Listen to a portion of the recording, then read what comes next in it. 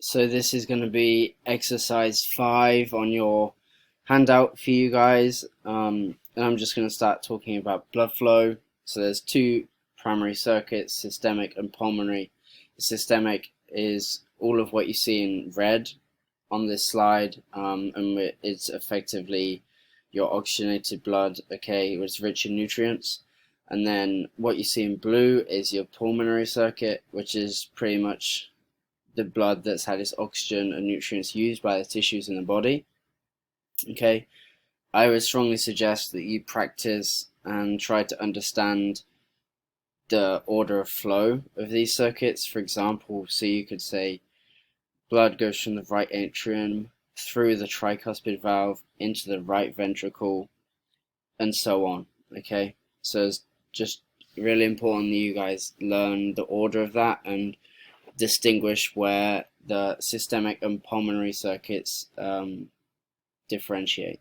Moving on to the veins of the heart, only focus on the things I've circled on this slide. It's hard to get a heart without loads of extra things labeled that we don't need. So we have your superior vena cava and your inferior vena cava.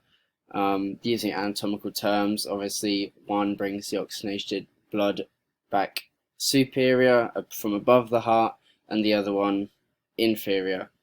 Obviously, based off the positioning of the heart, you can work out that the inferior vena cava has a bit of a higher workload there, much more blood coming back from that 3/4 of the body that's below the heart. And then we have your right and left pulmonary veins.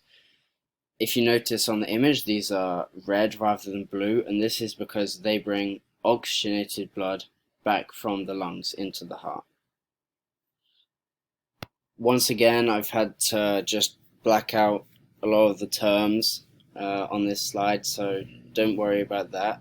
And I've left a couple in from the last slide just so you become more familiar with them as you see them.